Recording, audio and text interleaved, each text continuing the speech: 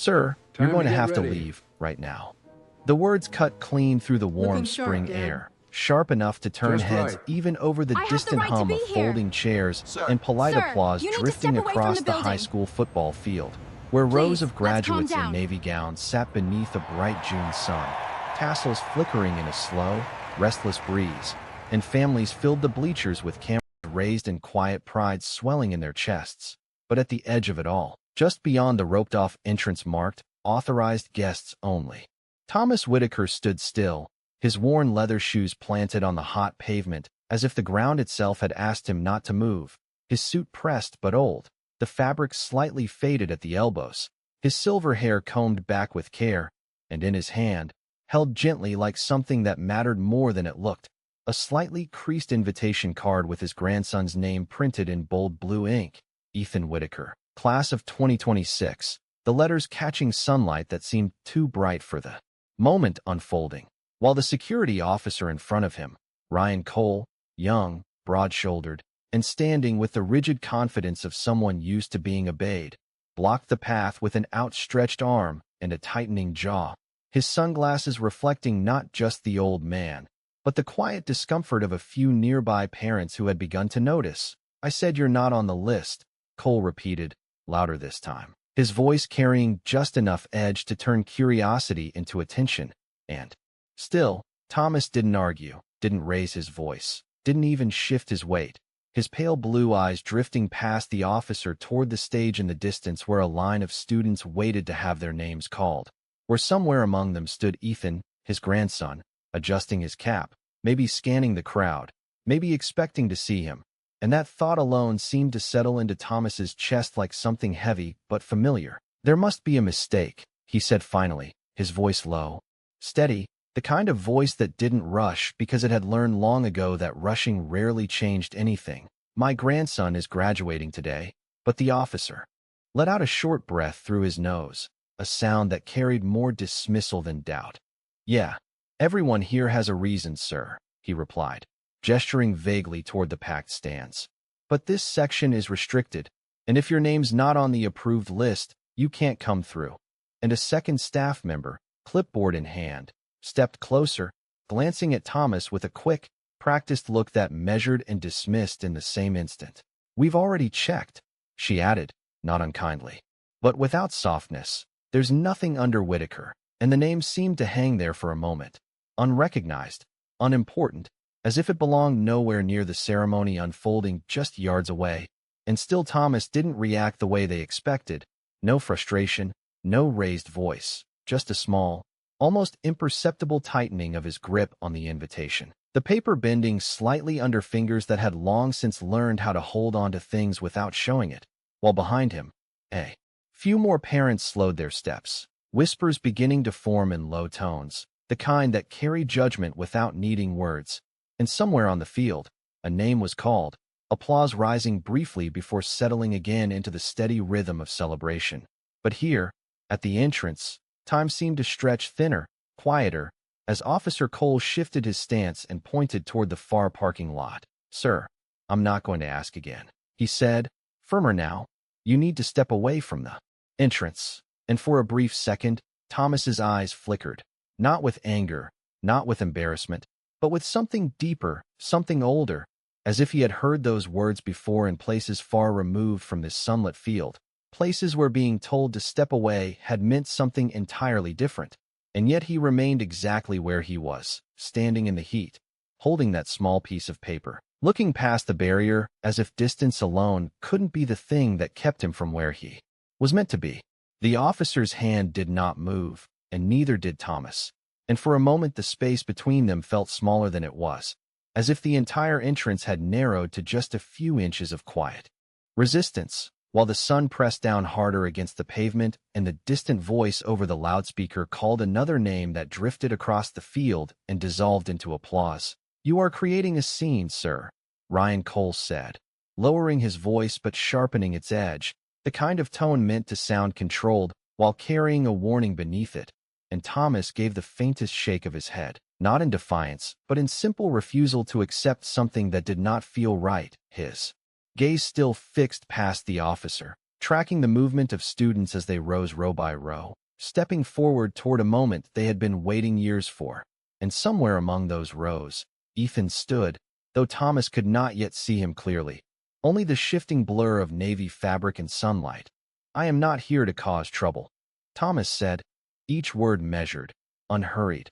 "I was invited," and he lifted the card slightly, the edge of it catching the light again, but the staff member with the clipboard barely glanced at it this time, her attention already moving on, her mind settled. "We have a system for a reason," she replied, her tone clipped with the efficiency of someone who believed the process could not be wrong. "And right now, you are not in it." And behind Thomas, the quiet murmur had grown into something more noticeable, a ripple of conversation spreading through a cluster of parents who had paused near the entrance, some watching with concern, others with impatience. A few with the subtle discomfort of not wanting to be involved, and one man in a pressed polo shirt shook his head slightly, as if this was an inconvenience to the day rather than a moment that mattered, while a young mother guided her child a little further away, whispering something that ended with the words, "Stay close." And Thomas seemed to feel all of it without turning, without acknowledging it, the weight of attention settling around him like a familiar coat he had worn before in different places, under different skies, where being seen did not always mean being understood. "Sir," Cole said again, this time stepping forward just enough to close the distance, his shadow falling across Thomas's shoes. "If you do not leave, I am going to have to escort you out." And the word escort lingered, polite on the surface but carrying the unmistakable implication beneath. And still, Thomas did not raise his voice, did not step back, his shoulders remaining relaxed, his posture unchanged, as if he had long ago learned that dignity was not something granted by permission.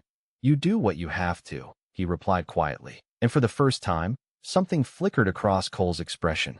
Not doubt, not yet, but a brief hesitation, the kind that comes when a situation refuses to follow the script it is supposed to, because the man in front of him did not look like someone trying to sneak in, did not sound like someone making excuses, and did not react like someone who feared being removed.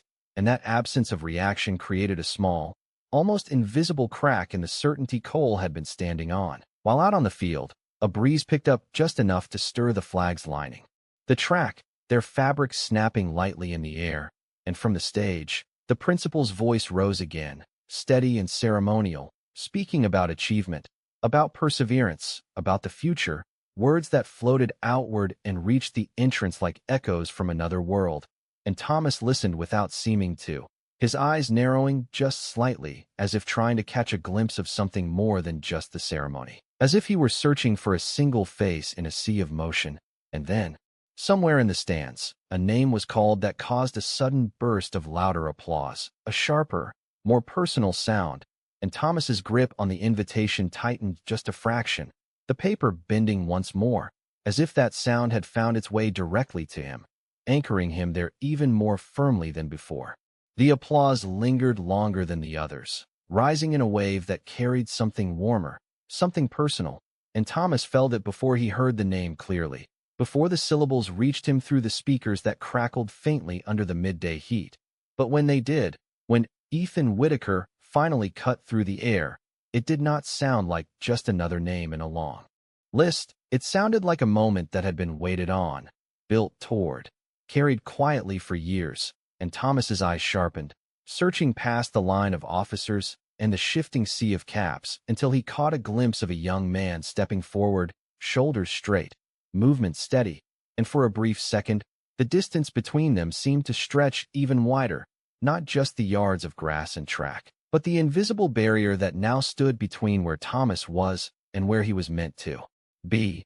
And behind him, a voice spoke louder than before, edged with impatience. "You are holding up the entrance," the staff member said, her tone no longer polite, her clipboard pressed tighter against her side, as if the situation had already gone on too long.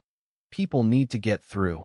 And indeed, a small line had begun to form, parents shifting from foot to foot, some glancing at their watches, others looking at Thomas with that same quiet judgment that came from not knowing the full story, but deciding anyway.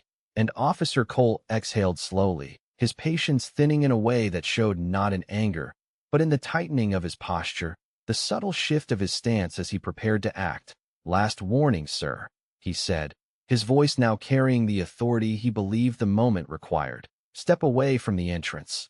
And Thomas finally turned his head slightly, not fully, just enough to acknowledge the man standing in front of him. His expression unchanged, calm, steady.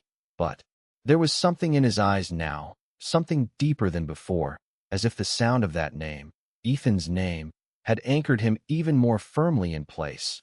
"I am not in the way," he said quietly, and it was not defiance, not even disagreement. It was simply a statement, delivered with the kind of certainty that did not need to be raised to be heard.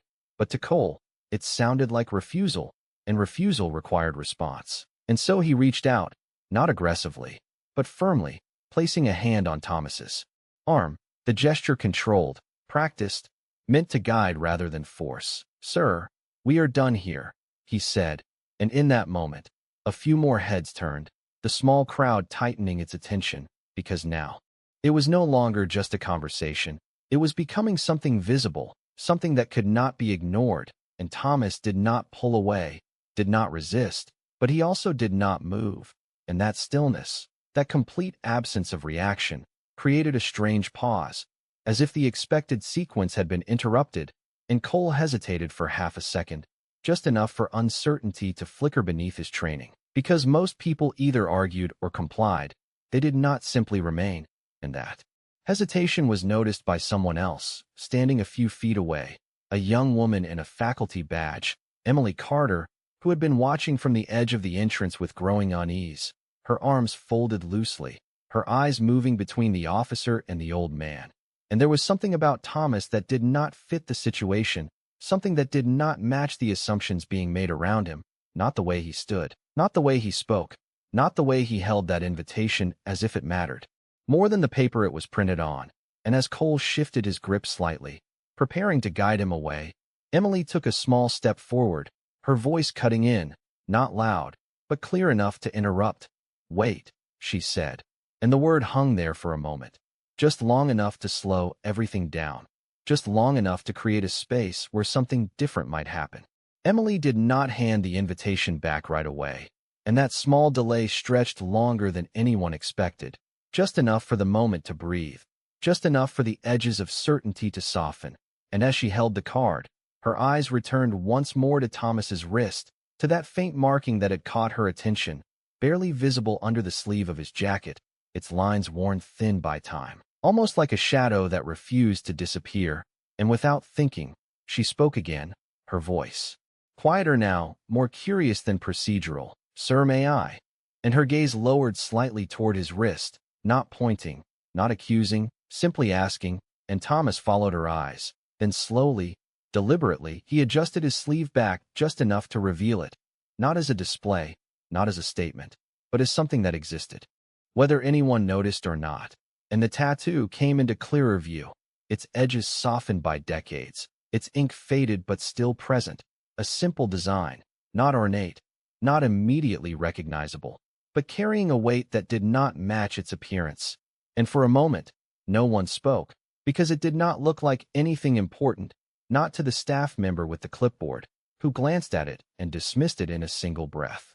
"That does not change anything," she said quickly, her voice sharper, now, eager to close the gap that had begun to open. "We are not evaluating tattoos. We are following the list." And Officer Cole nodded again, though this time the motion felt less certain, his eyes lingering a fraction longer than before on the mark, as if something about it resisted being ignored completely, even if he could not explain why. And behind them, the crowd shifted, the quiet murmur rising again, some voices now edged with curiosity rather than impatience, because the situation had changed, not dramatically, but enough to make people look twice. And Emily remained still, her focus locked on that small detail, her mind searching for something just out of reach, a recognition she could not quite place, because it was not the design itself that unsettled her, it was the way Thomas carried it, the way it seemed less like decoration and more like something remembered, something lived. And she looked back up at him, studying his face, the calm in his expression, the absence of defensiveness, the quiet certainty that had not shifted since the moment he arrived. and she felt it again. That same sense that something here did not match the surface explanation. "Where did you get that?" she asked, her voice careful now. And Thomas's answer came without hesitation, without embellishment. "A long time ago," he said, and there was nothing more in the words themselves, but there was something in the way he said them, something that carried distance, time, memory, without needing to describe any of it. And for a second, the noise of the ceremony seemed to fade at the edges, the applause, the announcements, all of it becoming background to this small, quiet exchange at the entrance. And Officer Cole shifted again, his hand no longer holding Thomas, now resting at his side, his posture caught between action and pause, because the situation no longer fit neatly into the category he had placed it in, and the staff member looked between them, impatience returning to her expression. "We are done here," she said firmly, stepping forward as if to reclaim control of the moment. But Emily did not move, did not step aside, her attention still anchored to the man in front of her, and for the first time, she turned slightly toward Cole, her voice steady. "Give me 1 minute," she said, and it was not a request, not exactly, but it was not a command either. It was something in between, something that relied on the uncertainty now present, and Cole hesitated again, just long enough to allow it, just long enough for the moment to stretch further than it was supposed to. While out on the field, the ceremony continued, unaware that at the edge of it, something had begun to shift in a way that would soon reach far beyond a simple list at an entrance. Emily stepped back just enough to pull her phone from her pocket, her movements calm but deliberate, as if she had already decided that whatever this was, it deserved more than a quick dismissal.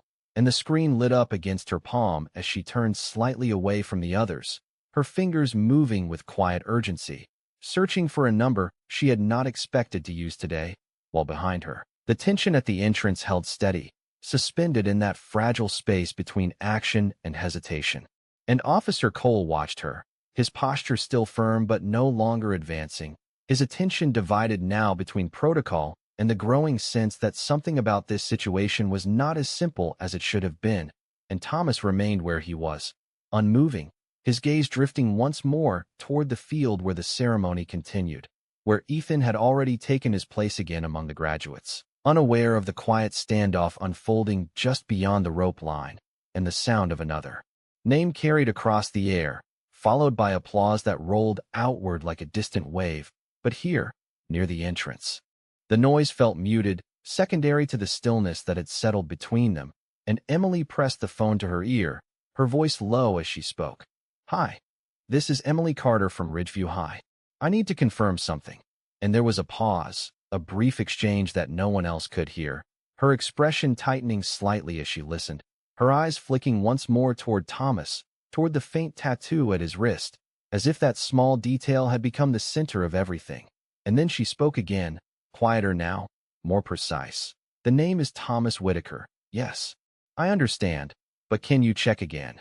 And the seconds stretched, each one adding weight to the silence around her, while the staff member shifted impatiently, glancing toward the growing line behind them, her frustration returning in small, visible movements, a tightening grip on her clipboard, a quick look toward Cole as if urging him to proceed, to end this, to restore order.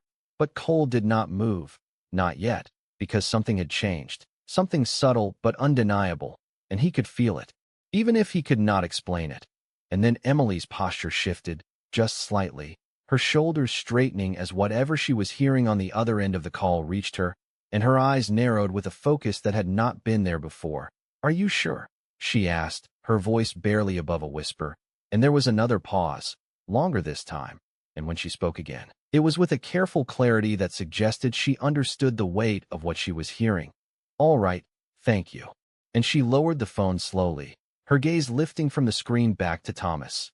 And for a moment, she said nothing, because the words she had just heard did not fit easily into the scene in front of her, did not align with the assumption that had guided everyone else's actions. And behind her, the ceremony continued, the steady rhythm of names and applause moving forward without interruption. But here, something had shifted in a way that could not be undone, and Officer Cole saw it in her face before she even spoke, saw the change in her expression, the certainty that had replaced doubt, and he straightened, slightly, waiting, because now, whatever came next would not come from him. And Emily took a small step forward, her eyes still on Thomas, her voice steady but carrying a new weight. "Sir, who invited you here?" she asked, and the question landed differently this time. No longer procedural, no longer routine, but something deeper, something that acknowledged that the answer might change everything. The question settled into the air with a weight that none of the others had carried before, and for the first time since the moment began, Thomas turned fully toward Emily, his eyes meeting hers with a quiet steadiness that did not seek to impress, did not seek to explain, only to answer. "He did," he said simply, and Emily held his gaze for a second longer, her brow tightening slightly as she waited, because the answer felt incomplete on the surface, yet carried something more beneath it, something that required no elaboration to him, but demanded clarity to everyone else, and she asked again, softer now, "Who?" And Thomas's eyes drifted past her for just a moment, as if the name existed somewhere beyond the present, somewhere tied to memory rather than introduction, and when he spoke, it came without hesitation. "Arthur Hayes," he said, and the name did not land loudly. It did not echo, but it changed the space all the same, because Emily's expression shifted immediately, the recognition clear, unmistakable, her breath catching just slightly as the connection aligned in her mind, while Officer Cole remained still, the name unfamiliar to him in that moment. But the reaction it caused in Emily enough to signal that something significant had just entered the situation, and behind them, the staff member frowned, impatience giving way to confusion. "We do not have anyone by that name on the guest list," she said quickly, her voice attempting to regain ground that was already slipping. But Emily did not look at her, did not respond, her attention fixed entirely on Thomas now, on the calm certainty in his posture, on the absence of doubt in his voice. And then she moved, stepping aside just enough to create space, her phone already back in her hand, her fingers dialing. Again with more urgency this time. And when the call connected, her tone had changed, sharper, more direct. "I need you to escalate this," she said quietly, turning slightly away but not enough to remove herself from the moment. "The name is Thomas Whitaker, and he says he was invited by General Arthur Hayes." And there was a pause, shorter this time, followed by a response that made her straighten immediately, her eyes widening just enough to confirm that whatever she was hearing was no longer routine. "Yes, I understand, right now," she replied, and she ended the call without another word, lowering the phone slowly as the reality of what she had just confirmed settled into place. And when she turned back, the air around them felt different, heavier, charged with something that had not been there before, because now the situation was no longer about a missing name on a list, it was about a name that carried weight far beyond a school ceremony. And Officer Cole felt it, even if he did not yet understand it, his posture shifting subtly, his shoulders no longer squared in enforcement, but held in a cautious neutrality, while the small crowd behind them quieted further, the murmurs fading into a low, expectant silence as more people began to sense that something unusual was unfolding. And out on the field, the ceremony continued, another student stepping forward, another handshake, another photograph. But here, time seemed to slow, to stretch around the entrance as if waiting for something to arrive, and Thomas stood exactly as he had from the beginning, unmoved, unshaken, his gaze returning once more to the field, to the place where his grandson stood among hundreds of others, because whatever was coming next did not change why he was there. And Emily took a breath, steadying herself before she spoke again, her voice quieter now, but carrying a respect that had not been there before. "Sir, please stay right here," she said, and it was no longer a request to wait, it was a recognition that he was exactly where he needed to be.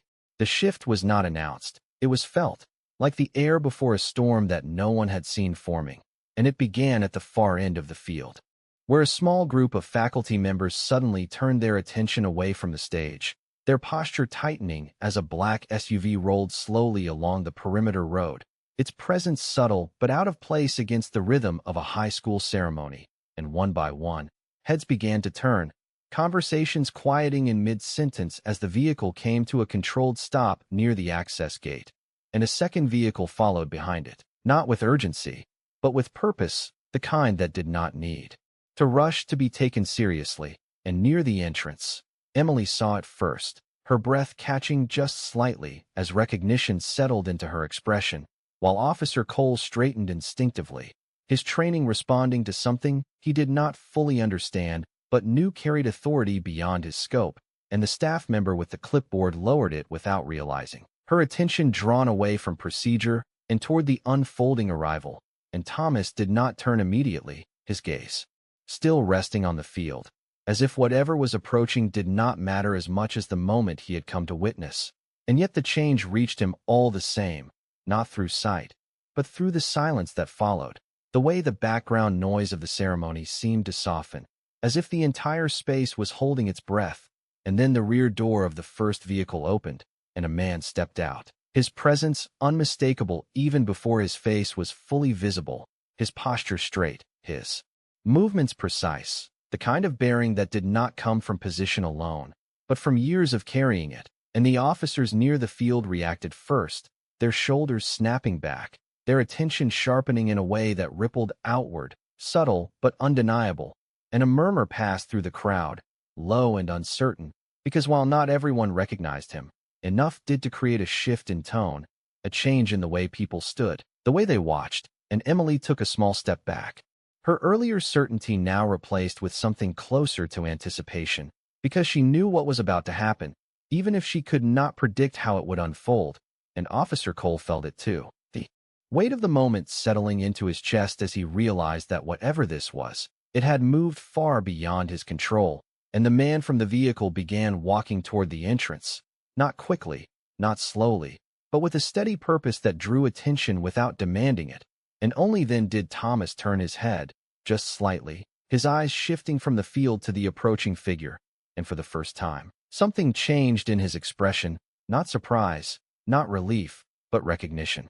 Quiet and certain, as if he had been expecting this all along, and the distance between them closed step by step, the space narrowing until the moment that had been building since the first word spoken at the entrance finally reached its edge, and the crowd fell completely silent, because now, whatever happened next would not be ignored, and it would not be undone.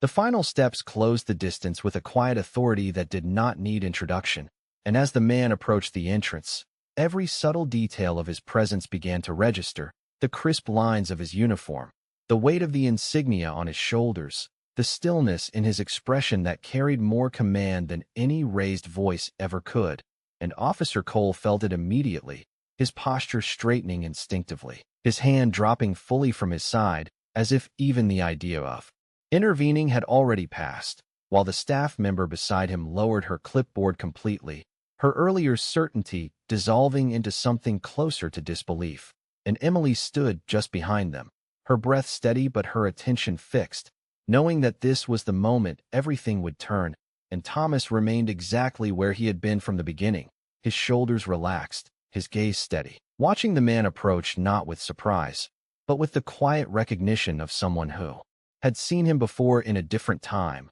under different circumstances, and when the distance finally closed, the general stopped just a few feet in front of him, the space between them filled not with tension, but with something far heavier, something unspoken, and for a brief second, neither of them moved, because the moment did not need words to define it. And then the general's eyes dropped, not to the invitation, not to the faces around them, but to Thomas's wrist, to that faint, weathered tattoo that had been dismissed only minutes ago, and everything shifted in that instant, because recognition replaced observation, and the weight of memory settled into his expression, his jaw tightening just slightly, as if something long buried had surfaced without warning, and the silence deepened, stretching across the entrance and outward into the field, where even the distant ceremony seemed to pause at the edges, and then, without hesitation, without announcement, the general straightened fully and brought his hand up in a sharp, deliberate salute,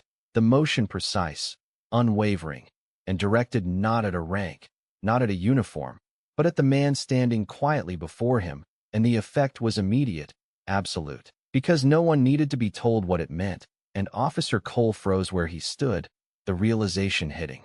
All at once, the weight of his earlier actions settling into him with a clarity that left no room for defense, while the staff member beside him went still, her expression shifting from confusion to something closer to shock, and behind them, the small crowd fell completely silent, every whisper gone, every assumption undone in a single gesture, and Thomas did not return the salute immediately, not out of hesitation, but out of something deeper, something measured, and when he did, it was slower, deliberate, his hand rising with a quiet steadiness that carried its own history. And for a moment, the two stood there in silence, the space between them filled with respect that did not need explanation. And then the general lowered his hand and spoke, his voice calm, but carrying across the entrance with unmistakable clarity. "You should have been seated already," he said, and it was not a question, not a reprimand, but a statement that acknowledged what should have happened from the beginning. And he turned slightly, his gaze sweeping briefly across the stunned faces around him, not with anger, but with a quiet expectation that needed no further emphasis. And then he stepped aside just enough to clear the path, his attention returning to Thomas. "Come with me," he added, and this time, there was no hesitation, no barrier, no list that mattered more than the truth that had just been revealed. And as Thomas stepped forward, crossing the line that had held him back, the entire entrance seemed to shift with him, the weight of the moment settling into every person who had witnessed it. While out on the field, the ceremony continued, unaware that at its edge, something far more lasting than a diploma had just been restored. And as Thomas walked toward the seats prepared for honored guests, the applause from the stage rose again, carrying across the air. But this time, it felt different, as if it belonged not just to the graduates, but to something older, something earned long before this day, something that had simply waited to be seen.